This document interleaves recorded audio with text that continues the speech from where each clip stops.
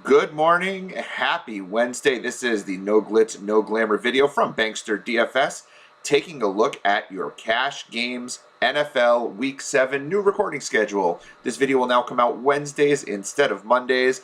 My name is Doug Shane, representing Bankster DFS, a daily fantasy sports community where we have ourselves daily player pools for pro, college, niche sports, Slack chat that covers all of the sports that we cover, and we have some bonus channels like WWE and sports betting.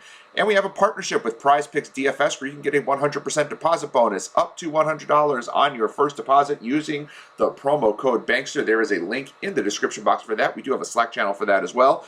You get award-winning articles and analysis from FSWA award winners like myself and Jeff Kaminsky, as well as a ton of content from the rest of Team Bankster, who are amazing, by the way. And you get members-only live streams multiple times a week on our Facebook page. All of that for $3.99 per week, or less if you sign up for monthly or yearly subscriptions. Your price will never increase as long as you stay a member with us and don't cancel. And again, that includes everything, guys. All sports, all content, no hidden fees. If you have any questions, hit me up on Twitter at Bankster17, or just head on over to banksterdfs.com/subscribe to sign up for your membership today. If you want more live Bankster content, head on over every Sunday to our YouTube page. 11 a.m. Eastern for 1 hour before lock. We have the NFL DFS Blitz with myself, Doug Shane, Michael Gudadero, and Sean Goodwin pops in with his dirty slot plays of the week. We'll cover your cash games, your GPPs, and we'll take a look at inactives, build some lineups, have a lot of fun. That's every Sunday morning, 11 o'clock on our YouTube page. And while you're here, make sure you like, share, subscribe, click that notification icon so you know when the new videos come out, when you know when we're going live. All the content you can find banksterdfs.com and over on the YouTube page. Like, share, subscribe. But right now we're going to take a look at Week 7 cash games. It's an interesting week for cash games. I don't think we're going to be just inundated with chalk like we were a couple of weeks ago. Last week we saw some of the roster percentages go down. 2 weeks ago we had players up in the 70 and 80% range for cash games. Last week we had one guy, I believe KHALIL HERBERT, was at 44%. And everyone else was under 30%. We had even some guys in the 15 and 20% as the top players at their positions. I think we're starting to normalize a little bit in cash. And this week, I do think we're going to see roster percentages come down, even though it's Bimageddon, the Bipocalypse. I don't know what you want to call it this week. It doesn't really affect DFS because it's not like we have to worry about throwing players on our bench. We just have a different player pool of players to play with. And I do think it's going to spread out roster percentages. And I think people are going to freak out a little bit this week. And we shouldn't, right? The players are there. We just pick from who's in our pool of players. Right at the top of the list, you've got Kyler Murray here at $8,500, going up against a Houston defense that's incredibly vulnerable, but I don't see it with Murray this week. Murray's going to have to put up over 30 points, really, to pay off this price point, and while he can do it, he hasn't done it. He hasn't rushed for more than 40 yards in any game yet this year. He only has 2 rushing touchdowns. Fumbled a ton last week, by the way. It's more of a function of that Cleveland defense being pretty strong. Passing volume's not really there. I mean, Arizona kind of put it on Cleveland last week. And they're a really strong team, but despite their strong play, Murray hasn't had to do so much to get there. And I don't think at $8,500, he's got the resume this year to justify that price despite the good matchup. We're going to be on some Cardinals this week. Just not sure it's going to be Kyler Murray. Patrick Mahomes had another strong week last week, just under 28 points against Washington. Tennessee is awful against the pass. But again, $8,400 is a lot to spend, even though the volume's there, the touchdowns are there. You know, the whole Kansas City struggling, Mahomes struggling. Yeah, he's throwing some more picks, and touchdowns aren't there quite yet. They did give a couple of rushing touchdowns inside the 10 to DARREL Williams, which is something they didn't do a lot last year, so maybe that's something to keep an eye on. But the matchup is great. I love Mahomes for tournaments, but $8,500, again, he's going to need, close to 30, 32 points to get there, and he only did that once this year. I don't think we need to go all the way up to Mahomes this week. I like rushing quarterbacks for my cash game, so I'm going to avoid Brady and Rodgers. Lamar Jackson did not have a great week last week, but that's because the Chargers just can't stop the run, and Baltimore just ran it down their throats. And Jackson didn't really have to do much of anything. 14 points was really disappointing. He was one of the chalk quarterbacks in cash last week. Him and Taylor Heineke, and neither of them did much of anything. Jackson's fine. At $7,400, 25, 26 fantasy points will get you there. I think he's the most expensive quarterback I'd consider in cash this week, given that high rushing floor, and he doesn't need to put up a ton in the passing game to get there. He's gone over 20 points, 3 weeks without with only throwing 1 touchdown pass. So I do think he's got that upside, and he definitely runs a ton. Not where I'm going to go for cash, but, you know, if I were to spend up a little bit, here's where I'd go. The Matthew Stafford revenge game narrative is very intriguing, but Detroit's actually pretty good against the pass, and they're really bad against the run. More on that in a couple of minutes. You know, even last week with 4 touchdowns, Stafford put up, quote-unquote, only 26 fantasy points, but really, we can get 26 fantasy points for a little bit cheaper, and I don't think he's going to have to put up any sort of volume. $7,100 is a good price, but wouldn't it be something if Stafford kind of moved him up and down the field, but really relied on the running game and kind of gave one of those, if you gave me a running game here in Detroit, maybe we'd have done something kind of a look, right? That would be sticking it in their face, not throwing for 400 yards and 5 touchdowns. Tournaments, he's going to be very popular, and I'm going to eat that chalk and use him, but I don't think he's a cash option. My guy's back. There's my cash option right here, folks. Right here. Jalen Hurts is back. Why? Because Jalen Hurts hits value. It doesn't matter how bad he plays. Doesn't matter how bad the team plays. Hurts hits value every week, and he's priced back down to $6,900, a very comfortable price for us.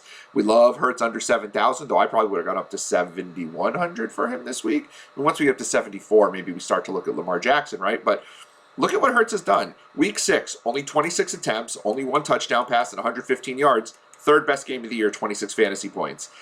Carolina didn't do much of anything until the 4th quarter. 0 touchdown passes, 198 yards, just under 24 fantasy points.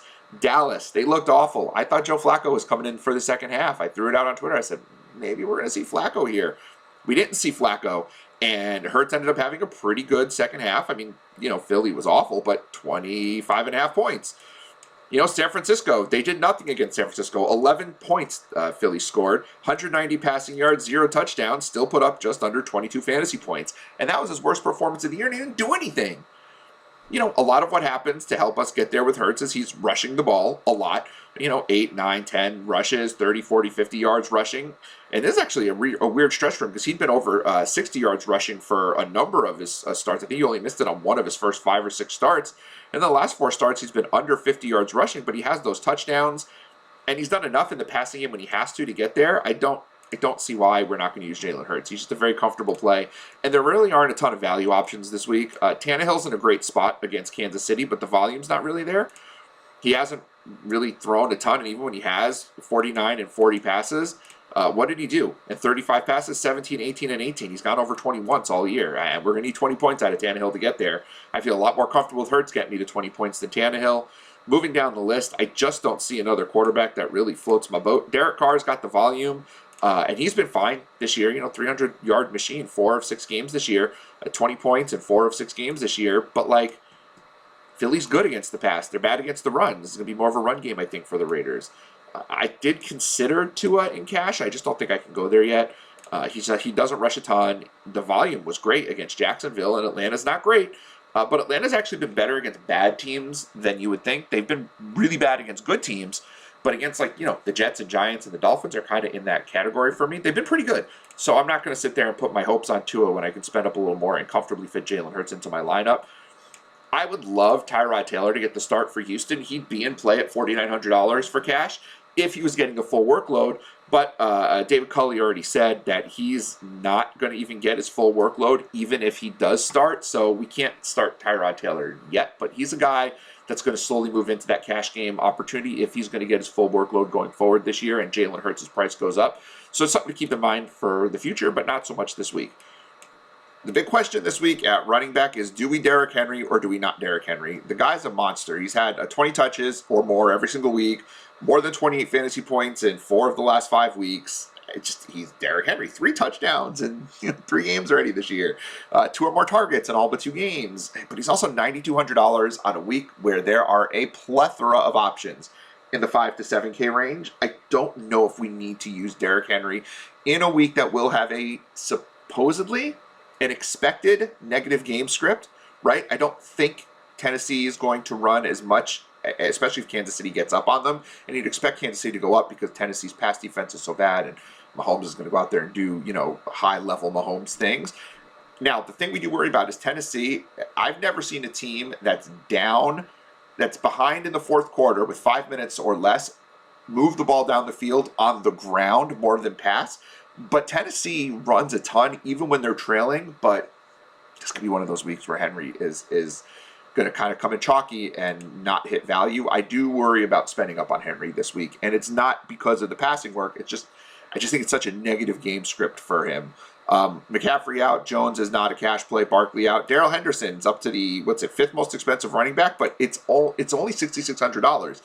Normally the 5th most expensive running back is in the $7,500, almost $8,000 range. So I don't care where he is relative to the other players. I'm just looking at that raw price. $6,600 is a great price for a guy who's getting over 90% of the snaps at the running back position for the Rams, getting all the touches really. Last week had a great game against the Giants, had 24 opportunities to touch the football, scored a couple touchdowns. He's getting the passing game work. He's a home favorite who gets passing game work inside the 5 carries, all the 5 boxes that everyone in the industry talks about, right? He's got everything we're looking for. And the Lions are not good against the run. They're good against the pass. They're not good against the run. I think Darrell Henderson is a very strong cash game play, even if he goes against what I believe will be somewhat chalky, which is the Rams passing game. Joe Mixon, ton of volume last week. He continues to get 18 to 20 touches generally per week. He was a little banged up in the Green Bay game, but he hasn't done much with it until last week against Detroit. Baltimore is decent against the run. I'm not 100% sure he's a viable cash game play, though he's in the pool, but I don't think I can click the button given some of the other people around him. Chicago has been a little susceptible to the run. They've had some good games and some bad games. But Fournette is just, again, all the boxes. He's a home favorite who's going to get volume in both the passing and running game inside the 5 carries. Chicago's really good against the pass. And Brady, one thing we've known about Brady is he's willing to change his game up if a defense is really geared to stop the pass. He'll just run the football 25 times. Like, he doesn't care. And so we just see the volume that Fournette's got. He's had 17 or more opportunities each of the last 3 weeks, getting a ton of work in the passing game. I really like Fournette, despite the fact that Chicago's not the most ideal matchup. It's a little bit better matchup than it would look like on paper. Is it time to consider Cordero Patterson in cash? Miami has been awful against the run, 130 or more rush yards allowed in 4 of 6 games this year. Even James Robinson last week, even though they didn't rush for 100 yards, Jacksonville, he was still productive. Patterson's still getting less than 50% of the snaps for Atlanta, but it's creeping up. But Jonathan Taylor doesn't get much more than 50% of the snaps most weeks for Indianapolis, and he's been really good with that, right? Maybe there's something to the limited workload and, a little bit of load management for these running backs, and Patterson has been productive. 6 or more targets each of the last 4 weeks, had 14 carries against the Jets. I don't think we're getting there against Miami, but I feel better about that against Miami than I would against a team like Tampa Bay, who is really good against stopping the run. 6,300 is a lot of money, but given his upside and the fact that he's hit 3x on that number 3 of the last 4 weeks and came really close against the Giants, I think he's in play for cash this week, as much as I think it's crazy, especially if we start to see his touches go up a little bit more, or his snap share go up a little bit more. I don't know about the touches, but the snap share goes up, more high leverage opportunities inside the 5. He's a big back, so he might be in play. I like Josh Jacobs. Philly can't stop the run. I'm a little concerned that he only had 1 target this past week. He did a lot with it. That 29-yard reception was really nice. But after 2 straight weeks of 5 targets, he only had 1. But again, Philly is worse against the run than Denver and Chicago are, so maybe he gets a little more work. I probably prefer him more for tournaments than cash games, but I do think the workload's going to be there for Jacobs. Love CHUBA Hubbard against the Giants. He's getting there in the passing game. 3 or more targets 3 of the last 4 weeks, and they released the guy, Rodney Smith, who got the targets in week 4. So Hubbard's going to get that workload. He's going to have a game similar to or he should have the opportunity to have a game, I should say, to what Darrell Henderson had against the Giants last week. Giants are really struggling against the run. They had a couple of good games, and each of the last 3 weeks they've been terrible against the run. The Panthers passing game has fallen off a cliff over the last couple of weeks, and so I do think they're going to rely on CHUBA to take this game down. I know they're on the road, Carolina, but they should be a favorite in this game, and I do feel like they're going to try to control the clock against the Giants. DeAndre Swift, I'd love to use in cash, but I just think the Rams matchup is pretty tough. He's just getting so much volume in the passing game. He's been over 17 points, 4 of the first 6 weeks of the season, which is great. He's definitely there for me as an option, I would say, but there's so many other options. If this was last week when there were some limited options, I might have considered Swift in this spot, but I think I'm going to push him more for tournaments as a run back play on a Ram stack than I will as a cash game play. That questionable next to Antonio Gibson comes in handy in a few minutes. Darrell Williams right here, dude, the workload, that's the word I'm looking for. The workload's there. 21 attempts, 4 targets, second straight week of 4 or more targets. Even when Clyde Edwards-Helaire was there, he was getting some work in the passing game and some work in the running game. I think he's going to take this job and run with it. I'm not sure Edwards-Helaire is going to get the job back. Tennessee's not great against the run. They're not terrible. They're definitely worse against the pass. I do think because we're going to maybe look at some Kansas City pass catchers for cash, we might not end up using Williams. But if we're not using Kansas City pass catchers, $5,800 is a really good price for Darrel Williams given his workload. Moving down a little bit, we have a couple other running backs to look at, one of them being KHALIL Herbert. If Damian Williams is out again this week, Herbert is a guy who's going to get the touches. 18 carries, 2 straight weeks, and that game against the Raiders, Damian Williams was there. So Herbert, it just looks better than Damian Williams. He had the 3 targets, which is very promising. 19 points, got in the end zone, but even without the touchdown, he had 13 points, which is great. He was 3 yards away from getting the 100-yard bonus. I like him a lot. A problem is he's going up against Tampa Bay, and Tampa is really good against the run. So we're going to have to, if Williams is out, I think the volume will be there enough to give him at least an opportunity if we want to spend down, but there could be other options in this range. Mike Davis, to me, is still in play, despite the fact that like Cordell Patterson's still getting more than 50% of the snaps, 4 or more targets, all but 1 week this year, still getting double-digit carries. Miami's terrible against the run. I think you could use Davis in cash. I think both of them are good for tournaments, but he's going to pop at some point because the snap share is there for him. The pivot I would think I'm going to make if we end up spending down at running back is going to be J.D. McKissic, especially if Antonio Gibson is out. McKissic had 8 attempts, 8 rushes, and 10 targets last week, playing from behind against Kansas City. He's going to be playing from behind again against Green Bay. Even if Gibson is healthy, I think McKissic's a good play. But if Gibson is out, McKissic should see a vast majority of the snaps. I don't think Jaret Patterson, as much as I love him, is ready to take the workload for Washington. So it's going to be the McKissic show. And so I have no problem. If we know Gibson's out, McKissic's going to be a cash play. If Gibson is in, McKissic is going to be more of a tournament play for me. I don't love anyone under $5,000 right now. Moving on to wide receiver. One of the other big questions we're going to ask this week, and it's kind of a 2-part question. Should we spend up at receiver? And if so, which receiver? I do think we can spend up at receiver this week, and it's going to be between Adams and Tyreek Hill for me. I was a little put off by Adams' performance last week. We had him in cash, and he didn't do it. But Chicago's got a pretty good defense, and they're good against the pass, so maybe that wasn't the smartest of plays, and when it all came down to it. But Adams' target volume is generally there. Great matchup against Washington, second most generous team against opposing wide receivers in the NFL. But Tyreek Hill is playing the most generous team against opposing wide receivers. He's $300 cheaper, has 12 or more targets each of the last 3 weeks. Has the 50-point upside. I mean, we know that Davante Adams has it as well, but boy, does Tyreek Hill have that massive upside. Mahomes is always looking for him, and he's throwing to him more on short and intermediate routes as well. I mean, look at his long reception.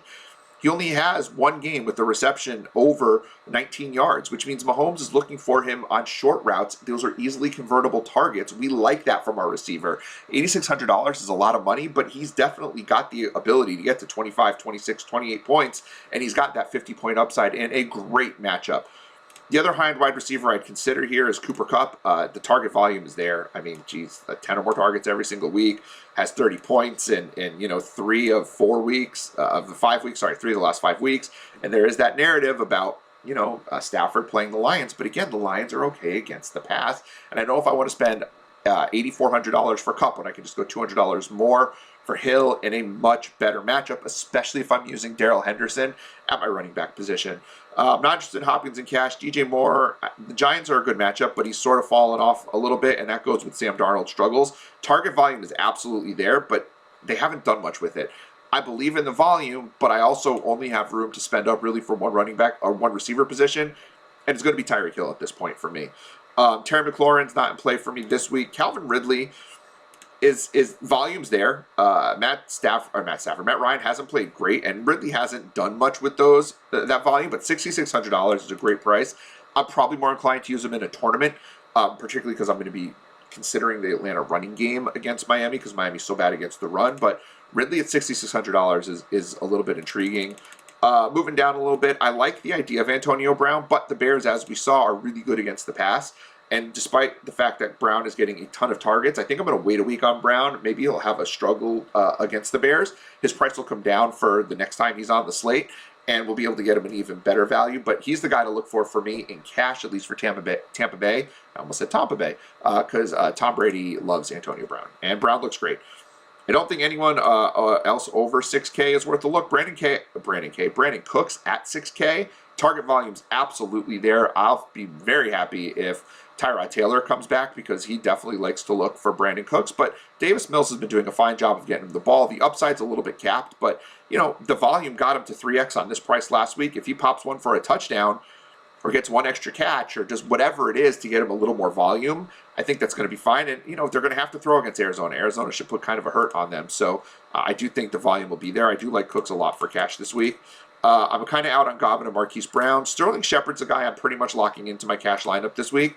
He's not my cash core because we can still play around a little bit with wide receiver, but Daniel Jones loves him. He got hurt in week 3 against Atlanta, so we're not going to count those stats, but 9, 10, and 14 targets in his 3 healthy games. Even when the Giants struggle, Shepard is a guy they're going to look for. He likes to line up in the slot, and we saw what Adam Thielen did against Carolina in the slot last week. I think Shepard is in for a really strong game, and even at 16, 17 points, which he's had in each of his 3, he's had 17 or more points in every game he's been healthy this year.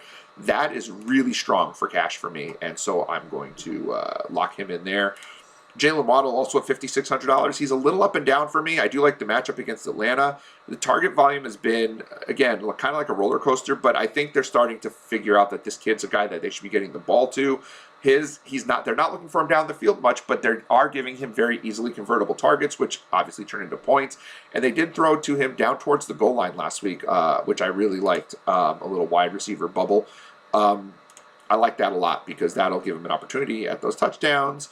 Not really interested in anyone else in that 5K range. T. Higgins is too cheap at $4,900 given his target volume, 6 or more targets in each of the last 3 games. Since he's come back from his injury, he's had 13 targets, hasn't done much with them. Baltimore, it depends upon where Marlon Humphrey is, but if he's covering Jamar Chase, that opens things up for T. Higgins, though we did see Baltimore completely shut down the Chargers this week, so that is a little bit scary. But again, under 5K, definitely worth looking at T. Higgins. Hunter Renfro's targets came down a little bit this week. I still think he's valuable under $5,000, but Philly better against the pass than the rush. We're going to target the running backs in that game, so I'm not sure I'm totally into him there. Mecole Hardman for Kansas City, that target volume is starting to come up. 5 or more targets in 3 of 5 games, of his last 5 games. And he's starting to do some stuff with those targets as well. Had a nice downfield reception. Has 10 or more points in 3 of his last 5 games. 9.8 this week. It's almost close to hitting 3x on that alone. If he has a little bit of upside there, he could really put up a big number. I'm probably more interested in him in tournaments, but he is getting that volume. Amon-Ra St. Brown, 7 or more targets each of the last 3 weeks. Didn't do a lot with those targets this past week, but targets, volume leads to money, and so I do like his target volume. Just needs 12 points to get there. He got there the previous 2 weeks, and he almost got there last week with very little volume. Had the 2-point conversion that helped him get there. And the other player I'm looking at, and you do think, by the way, that the lines are going to have to throw, right? I think that's going to be an important factor of their game this week with the Rams expected to put up a ton of points. The other receiver I'm looking at is Rashad Bateman for Baltimore. We liked him last week at min price. He's only up $400 after 6 targets. If Sammy Watkins is out, he has a clear path to volume. And he's a punt guy that we can use in order to get Tyreek Hill into our lineup.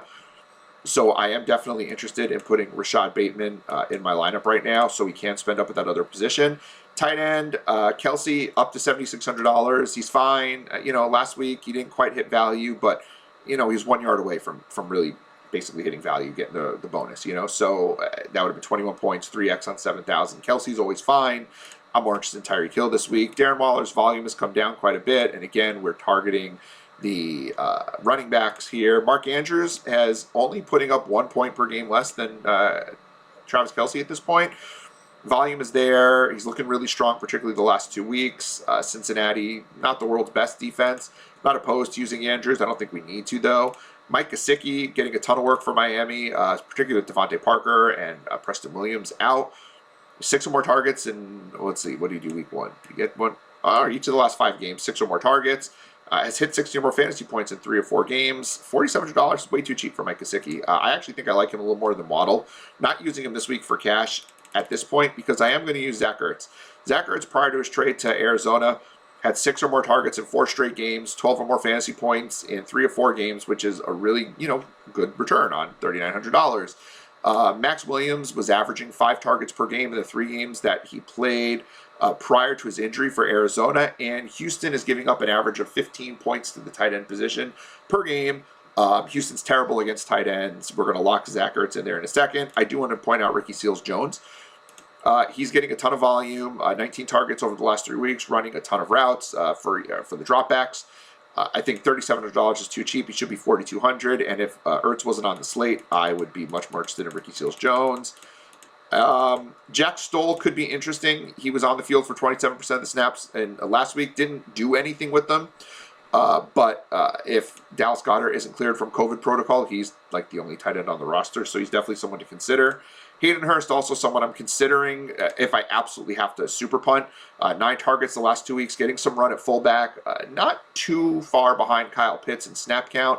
Clearly Pitts is the receiving option, but Hurst is still there and still viable.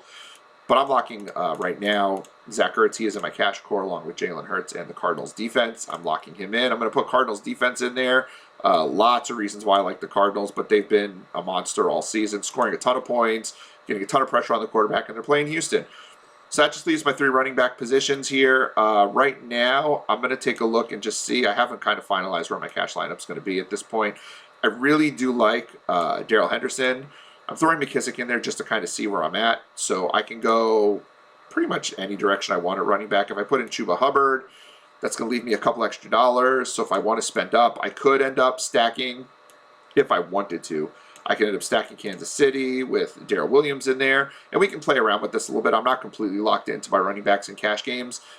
So I would say I'm fairly locked into this part at this point of the week. It's only Wednesday. To Jalen Hurts, Darrell Henderson, Sterling Shepard, Rashad Bateman, Tyreek Hill, Zach Ertz, and the Cardinals. And then we figure out where those last 2 running back positions are going to come. I really do hope that McKissic will get some run this week, which will allow me to spend up to a Leonard Fournette or Cordell Patterson or kind of anything I want at that position. Then we can decide if we're going to spend up from Bateman, if we have enough money, to Amon-Ra St. Brown, or we're happy with Bateman, and we can kind of see where it is. Folks, do not forget that you can head over to banksterdfs.com. $3.99 per week gets you access to all of our content.